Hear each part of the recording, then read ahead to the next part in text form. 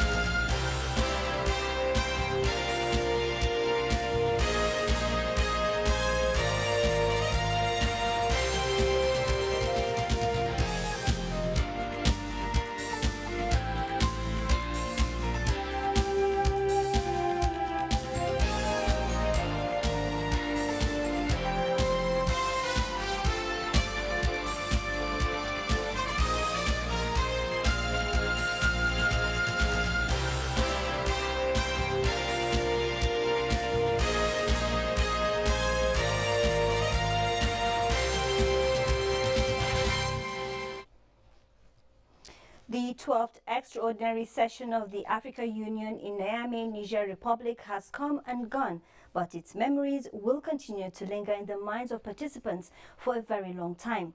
One of such remarkable moments in history was the signing of the Africa Continental Free Trade Agreement by President Muhammadu Buhari, thereby giving hope and impetus to the realization of one Africa market. Let's have details.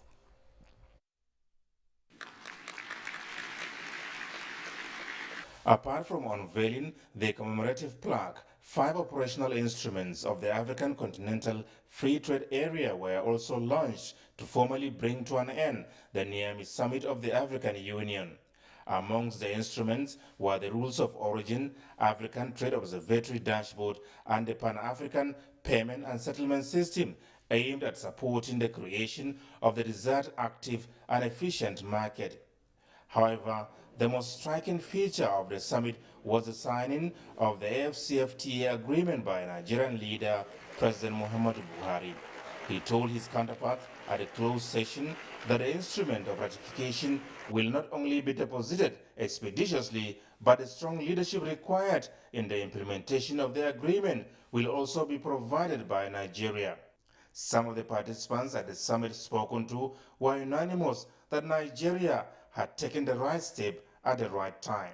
For me, I couldn't be prouder as a Nigerian, so I just came to tell Mr. President that I'm so delighted with that. Last year, Mr. President Buhari delayed the signing at Kigali so that he can, in deference to his democratic ideals, consult with the organized private sector, consult with manufacturers, processors, and all those who will be affected by the agreement. So we have gotten wiser, and the consultations no doubt have provided clues and avenues of what we are going to do in order to ensure that there will be responsible trading so that Nigeria can benefit as well as other countries in Africa.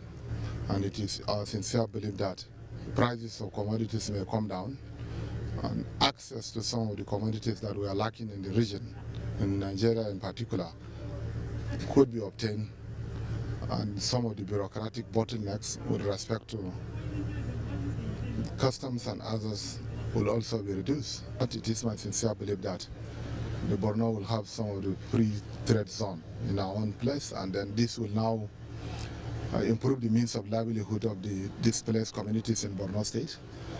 The trade volume within the state will also increase. The market is there, the opportunities are here, and with the level of entrepreneurship in Nigeria, I believe we'll take advantage of that. Already we are developing an economic zone consisting of over 800 hectares, and this year we are going to start on 100 hectares along the Libya border coming into Nigeria and other West African countries.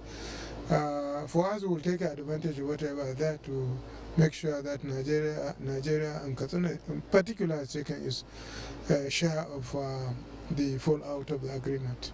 Expectations are that if genuinely implemented, the AFCFTA will not only unleash innovation, drive growth, and transform African economies, but also contribute to a prosperous, stable, and peaceful continent, otherwise referred to as the Africa we want. Adamu Sombo there. Investment expert Ogbonna Okuku joins us to look at the AFCFTA and Nigeria. Welcome to the program. Thanks for having me. Now we have, out of 55 states, 53 have signed the agreement, one of which is Nigeria. And as you can see from that report, history in the making. What's in it for Nigeria? Basically, if you look first is first, there was this consultation that went through. I mean, the president, withheld signing it earlier at Kigali, the last the AU meeting, and then he waited to consult further with the organized private sector. More of the players preferred Nigeria to sign. And as an expert, I also think there's this adage in my place: so a soldier won't, because of gunshots, not go to war. You must be out there, join the Committee of Nations, do what others are doing, because nobody's waiting for anybody. So really, it's a good thing that we have done, and the good thing is that the president didn't just take a decision without consulting the private sector, the manufacturers, those who are players in the economy, before going ahead to sign. Okay, now coming from the backdrop of Africa, telling Africans to trade with Africa, what's new there? Because, I mean, if you look at other countries, you look at other blocks, economic blocks, like in Asia, trade between Asia and Asia is about 67%. Trade between South America, which is about over 40%. It's only in Africa that is about 17%, which is quite low.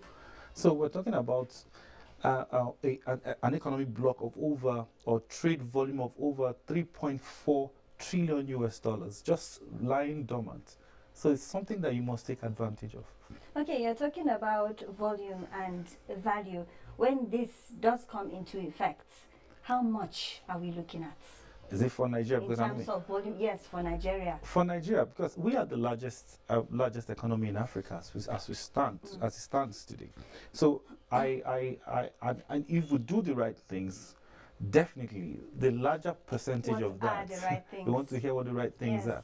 Basically, we have to, put our workforce on their toes. For example, you need a civil service, because they are the engine room for, making policies work as far as government is concerned. You need to get them, you need to sensitize them, make them understand that everybody must be on their toes to make sure that we work according to what is required of them. You must set targets for them, and which is one of the things I like about signing this particular agreement. Because, I mean, it puts everybody on that platform where you don't have a choice but to deliver when it comes to efficiency in the way you carry out you do your job. Because we're looking at things like efficiency at the borders. We're looking at the transport system. We're looking at supporting enterprises as far as manufacturing is concerned, so that we don't become a dumping ground. Okay, let me come in here. Okay. You're talking about all these things, securing borders, ensuring trade. It's more effective. Yeah. Is it the same thing as things that needs to be done before the 1st of July? For these agreements to be effective? Of course, they are part of the things, because, I mean, there has to be a work plan regarding before the ratification, it has to be, you have to put a lot of things in place. Now, the raw material supply strategy of our country, we need to look at it critically, because if there are things that we have here that you must take advantage of, you should make sure you develop it to a level where our standardization also has to also come into play, so that you're not just selling things that will not be acceptable. You're also selling things that everybody will want to buy, everybody will want to associate with. So there's so much that has to happen before before the time of the ratification of this particular agreement, which goes also to, we have to also look at the things like, I always say this, investment, because I know you'll soon ask me, would that bring investors into Nigeria? Actually, what I was about to ask you is, what sector do you see benefiting most from this agreement? Every sector will, because coming from logistics, insurance by way of, if you want to move goods and services, it has to be insured. The civil engineers, those who do commodity trading, agriculture, everybody's definitely going to benefit from it. But it's like I said, it's something that you need to look at properly, because efficiency becomes the issue here. If, for example, because with this kind of trade agreement, now investment flows to areas of least resistance. If there's no efficiency in your system, investment might move to other places where they have an efficient system and still bring the same goods back to you. So that means it will put everybody on their toes to make sure that they do the right thing, which is now. Talking about doing the right thing, where do you see the regulatory agencies in all of this? Because I understand there are issues of fears of dumping, for instance. Yeah. Or mislabeling of products that are produced in another country, brought in another product and stuff like that. Where do you see regulatory agencies? See, there are two sides to it, which is, don't regulate and now become a problem. Regulatory agencies have to become what they are supposed to be. Now, it has to be more of you being ahead of the manufacturers, being part of what they're doing, being part of the process, than you just sit down there and come to the borders and say, okay, let me do inspections. You have to go around, you have to move around. That means you have to have inspectors in almost all the countries within the bloc, so that they can go see where these things are being manufactured, not get into the borders and then you now start wasting people's time. So regulators have to become regulators. All right. Yeah. We have been talking to Ogbonna Okuko. He is an investment expert. Thank you for joining us on the program. All right. Thanks for having me. Now, moving on, Auditor General of the Federation, Anthony Ayeni, is seeking more interagency collaboration in fixing the public finance management system on a positive trajectory and forestalling negative practices. Speaking exclusively to NTA, he said already government, through the Office of the Auditor General, is leveraging on technology to reduce the cost and effective burden that comes with manual audits. We are looking at a situation where we should be able, from even the office, monitor transactions in other MDA. What are we talking about? Be proactive. The future of the office depends on the technology we have.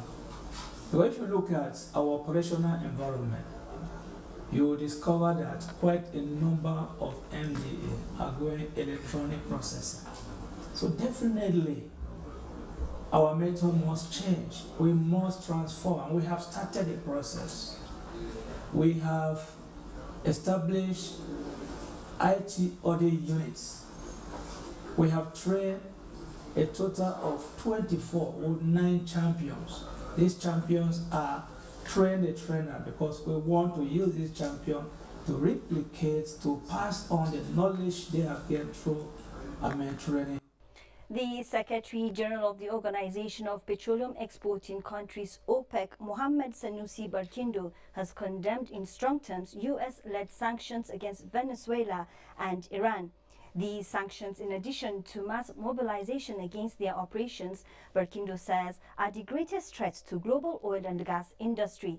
Berkindo spoke on these salient issues at an exclusive interaction with Nigerian journalists in Vienna. Having served as Acting Secretary General of OPEC and represented Nigeria on OPEC's Board of Governors from 2009 to 2010, Berkindo brings with him a wealth of experience in the oil and gas industry, both in Nigeria and internationally. As he gears up for the next 3 years in office, Mohammed Sanusi Berkindo bears his mind, stressing a diplomatic solution towards ending the sanctions which have caused uncertainty in the oil market. For us, we would welcome a resolution of the issues that are at stake between these countries and the United States. Sanctions distort markets, and it further complicates our global effort with non-OPEC producers to maintain stability. He said OPEC is not unmindful of volatility in the oil market, as well as mounting concerns about threats to both global supplies and demand. Berkindo said OPEC and oil-producing non-OPEC members grouped into OPEC Plus agreed to extend production caps until 2020. This charter provides us with a permanent platform of working together, and I look forward to Nigeria and all the participating countries ratifying the charter. It is not a treaty, it is not a legally binding institution per se. It is a voluntary platform that brings together producers across the board, both at policy level and at technical levels, to continue to address the challenges of the oil market, the industry, and the energy landscape. Venezuela, Libya, and Iran are, however, exempt from these restrictions. On this note, let's see how commodities are faring this Monday.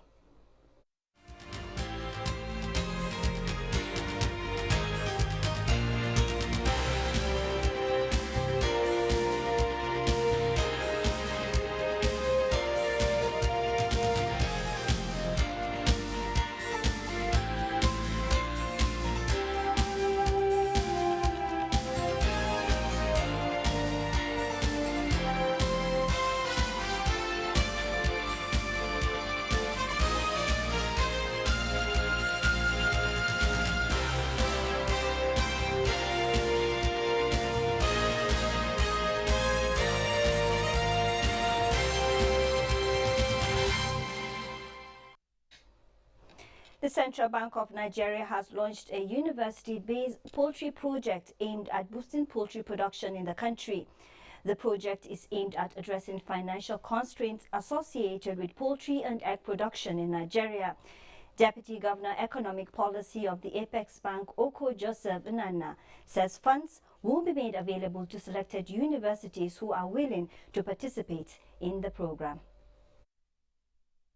The Central Bank of Nigeria has initiated a program to boost poultry production in Nigeria, and various institutions have been selected as part of the pilot team to run a university-based poultry revival program with the following objectives. 1. Produce chicken meat and eggs to reduce importation and close the existing demand and supply gap. 2. Raise a new crop of agripreneurs in modern poultry production. 3. Produce infrastructure that will support the sustainable production of poultry. And 4. Reduce pressure for foreign exchange demand through import substitution by local poultry production. Steep fall in the Nigerian stock market in the first trading week for the month of July 2019 as equities shared worth fall in 4 sessions. Let's join Muplang Dakok for a recap of market activities for the week ended Friday the 5th. The NSE All Share Index depreciated by 2.32% in the week just ended to close at 29,270.95 basis points as market capitalization lost 2.30% to close at 12.902 trillion naira. A total of 1.025 billion shares worth 9.911 billion naira in 19,375 deals were traded in the week by investors. The financial services industry measured by volume led the activity chart with 660.844 million shares valued at 5.735 billion naira. Trading in the top three equities, UBA, Zenith Bank and FBN Holdings, also measured by volume, accounted for 297.889 million shares worth 3.095 billion naira in 3,998 deals. A total of 12,375 units of exchange-traded products ETPs valued at 6.223 million naira were traded in the week in 8 deals, as well as 1.007 million units of federal government bonds valued at 1.024 billion naira. All other indices finished lower with the exception of the NSE Industrial Goods, which appreciated by 3.28%. 21 equities appreciated in price during the week. 44 equities depreciated in price, while 103 equities remained unchanged. Thank you, Muplang. Let's now hear from Bolade Salami on the floor of the Nigerian Stock Exchange. Good afternoon, Amna. Thank you for joining us on the floor of the Nigerian Stock Exchange. At the close of Monday's trading, the market went up 0.07%, while the volume of shares traded stood at 216 million, valued at 2.27 billion naira. The all-share index finished at the 29,000 psychological line, while the market cap closed at 12.9 trillion naira. Going to companies that appreciated in figures, we have Flour Mills, Nascon and Cadbury, while those that declined in figures are Total, Fort Oil and GlaxoSmith. Thank you, Bolade. We now take a look at global stocks. On the global scene, European stocks were flat Monday morning after stronger than anticipated jobs data on Wall Street tempered expectations for a Federal Reserve rate cut. Stocks in Asia were lower after a stronger jobs report last Friday stateside moderated expectations that the U.S. Federal Reserve could soon be making a move on interest rates. Shanghai Composite fell 2.58%, Hang Seng Index dropped 1.54%, Nikkei slipped 0.98% to end its trading day at 21,534.35. Stocks in the United States traded lower in early trading. The Dow Jones Industrial Average started low. Also, the S&P and Nasdaq futures were also in negative territory. African stocks were mostly positive. South Africa's JSE Top 40 topped 0.15%, Tunisia's Tunidex 0.33%, Nairobi All Share 0.48%, and Ghana's GSA Composite gained 0.23%, while Namibia Overall Index was negative. Bosede Abel there. And of course, we'll take a trip to the foreign exchange market. Let's take a look at the figures.